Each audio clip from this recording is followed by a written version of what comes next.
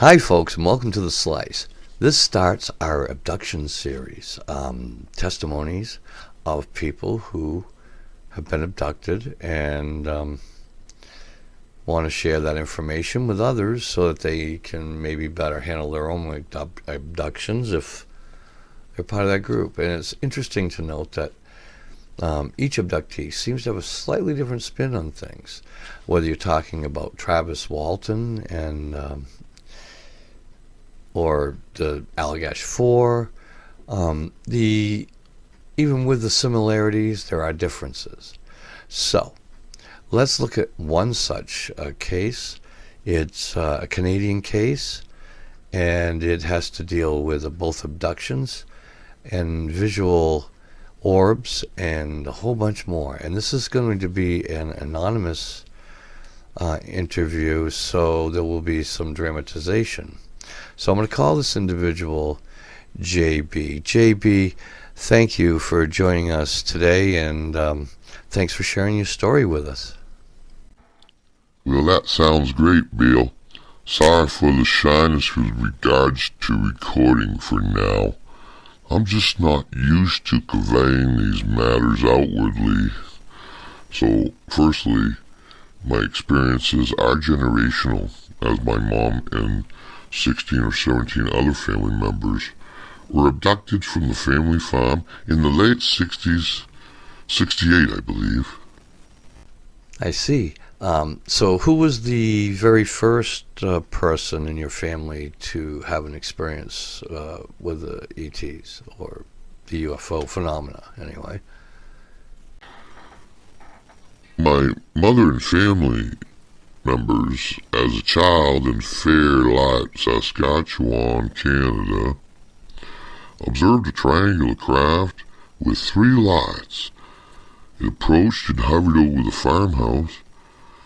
The light to the house was cut off, but barn lights which drew from the house stayed on. A window was described to me on top of part of the craft, where short occupants were described along with one taller man. This was in east central Saskatchewan. So, okay, ask anything you wish, I just want to help. Yes, that area can be active at times. I've heard of other things like that.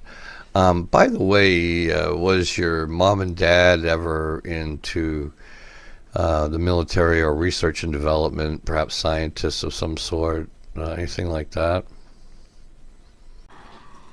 My father was in high tech. He worked on the first computers.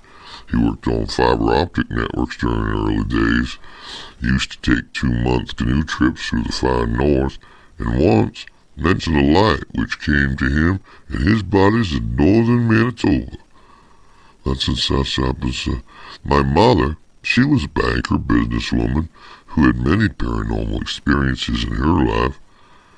My experience also began at a young age. I'm guessing, but I'm guessing that there might be some missing time events there, right? Yes, I can't specify too much for my parents' experiences, but as for me, I've seen an ET, but not the almond eyes grays, and not during abductions. My abductions leave me with missing time as memory of being alone. To elaborate, I would think that whoever was doing all this would be quite interested in the family DNA, going back through time. I mean, before coming to this continent, what would be your roots? And I don't know if that has anything to do with it or not, but worth checking. in northern Alberta, my girl and I were sky watching one night, and we observed blue lights in the sky. We were so taken that we went to her brother and got him to watch with us. He at first called us crazy, but saw them and laid on the grass with us in a park behind his house. A brilliant flash occurred. The blades of grass by my head lit up electric blue. but they were shadowed from one side, so the light came from ground level just behind us and was the same blue light as the objects in the sky. As for my genealogy, I'm a mix of English, Scot, Austrian, and Russian. When we went back to the house, though, we got in trouble for being gone so long. What was only 20 to 30 minutes to us was hours.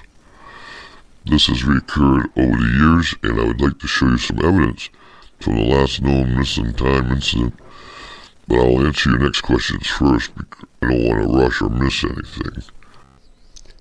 So, do members of your family still have missing time and experiences as well? And what about the girlfriend and her brother at the time? Do they still have these experiences that you know of?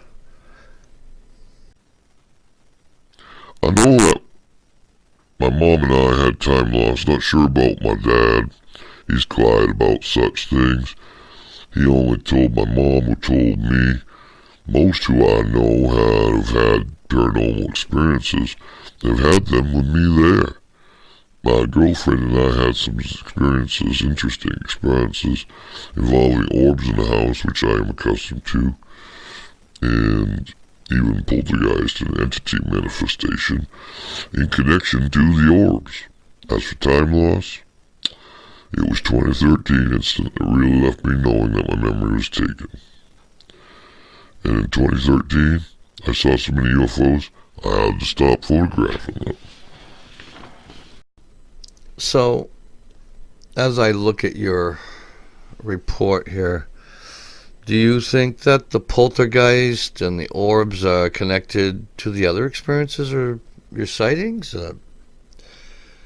Perhaps their interest in you sparked from your sensitivity to the paranormal. I mean, this is kind of how I'm leaning right now. I don't see, you know, these pics that we're looking at here, you guys can see it on your screen. My mother saw some of this when she was a teen. I've seen them as well. Quite astonishing how close these pictures are to what was seen in that time period. Well, many years of research has made me a firm believer that ghosts, UFOs, and angels are all one and the same, and I can give you dozens of academically supported ancient evidence to support that theory. I've been in proximity to these lights so many times that I've gained a sense of them. They are alive. One time in Tulsa, Oklahoma, I woke up, made coffee, went to my office, checked my mail. In the corner of my eye was a 10-inch wide, yellowish-white orb, a foot from the ceiling. When I saw it, realized I could see it, and it just got staring at someone way. It jolted through the air and wall and into the neighbor's apartment. They're alive. That is all I know. In my opinion, these are spirits. I have a pretty well thought out theory about how it all works, but I would like to share the rest of my major encounters and video evidence first, one thing at a time. Well, in Maitland, Ontario in the fall of 2013, I awoke in the night feeling the urge to go outside, so I went for a smoke in my car because it was cold. After a moment or two, I saw a yellowish white light circling over the forest behind my house, just above tree level, and 2 to 3 times around the trees, bolted right at me. I was frozen literally in fear. There was a row of thin cedars between me and the field, and it crossed to reach me, and I could see the light coming from it. It was shining, but not lighting up the ground like a spotlight or anything. The shadows moving over the frozen semi-snow peaked plow ridges. It was an unforgettable detail to me, and when it got to me, it never stopped. I didn't even blink, and like time was spliced. I circled back over the field, over the trees, over the horizon, or it actually looked like a plane from a distance. I knew something happened there. There's no explaining how my surroundings and its movement shifted so suddenly. I was out of it, and something told me just to go to bed. I had my business to open the next morning.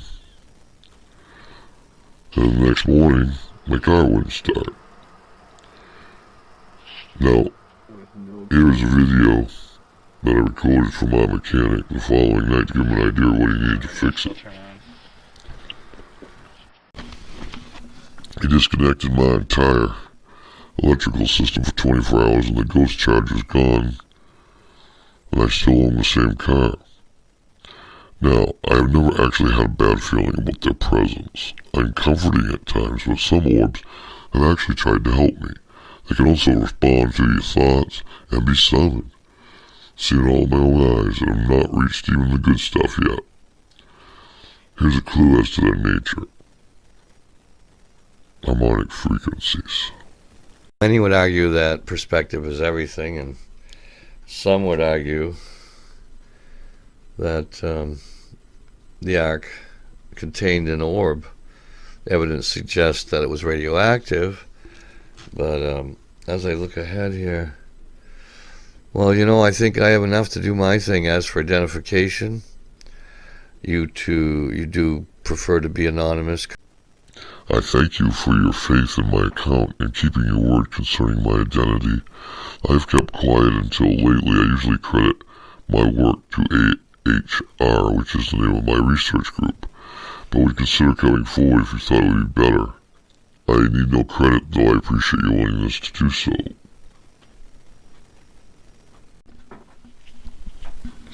Yeah, so did J.P. Junniker, the EU Commissioner and member of the Club of Rome who was meeting in Ottawa at the time of the sighting.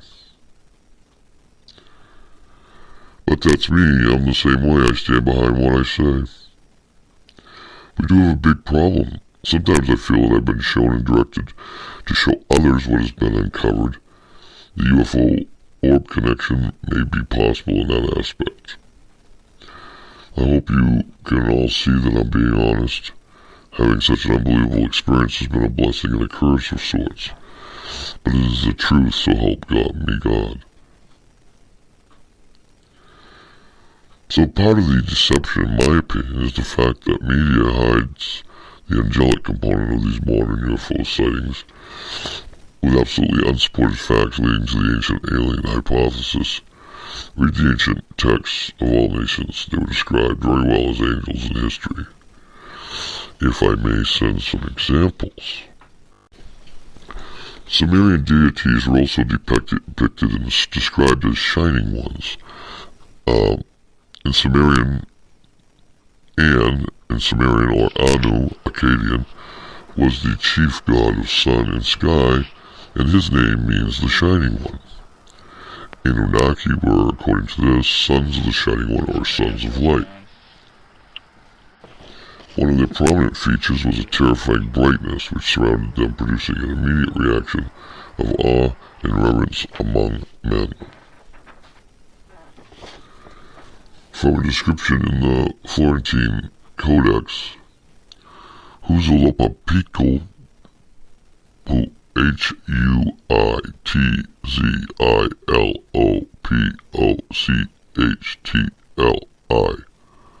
was so bright that the warrior souls had to use their shields to protect their eyes. They could only see the god through the arrow holes in their shields, so it was the bravest warrior who could see him best. That can be found on Wikipedia. Okay. And this is depicted. Okay, so that was JB giving his account of what he believes he's been experiencing up in Saskatchewan, Canada. And he has shown us some evidence, that pictures that he took. He has promoted his viewpoint that the what he's been experiencing, the orbs, the lights in the sky, he thinks are all connected and that they're spiritual in nature. He's drawn a picture of an entity that he has encountered, which looks amazingly like a Sasquatch. He has given us a lot of food for thought.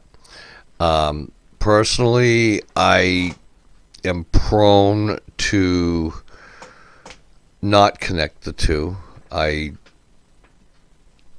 orbs may be very well connected to paranormal, but I do not believe that the unidentified flying objects are connected in all cases to paranormal. I state this because I do believe that occupants of spacecraft or unidentified flying objects, whatever you want to call them, were indeed mistaken for angels and for gods and for a multitude of other things. The Sumerians do not say anything. I've researched it since this interview. Sumerians say nothing about these entities, the Anunnaki, being spiritual in nature. They are quite specific in flesh and blood depictions of them. It's pretty apparent to me that these entities were living beings. Alright, so skipping over all the ancient stuff and just sticking with the type of thing that we're talking about, UFOs, abductions.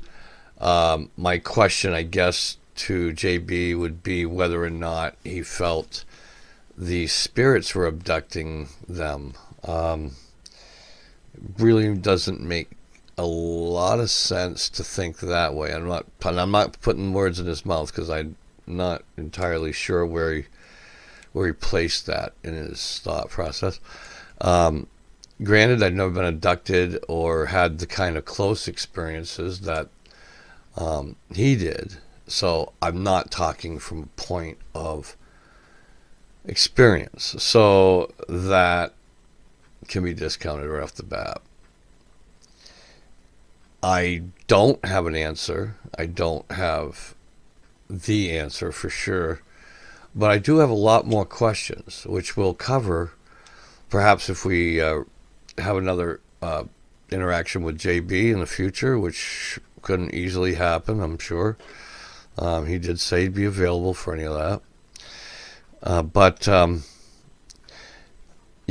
like to hear the take of other abductees, and so we'll continue this in the second installment of The Slice. Abducted, the abductions are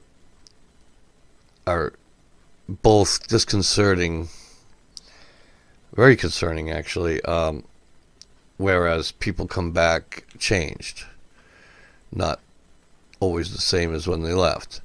So there's a problem with that. What kind of changes were made? Was it government? Was it extraterrestrial? Was it extra dimensional? What exactly are these abductions all about? We'll find out more on the next edition of Slice, the Abduction series, Testimony, episode 2, next on The Slice.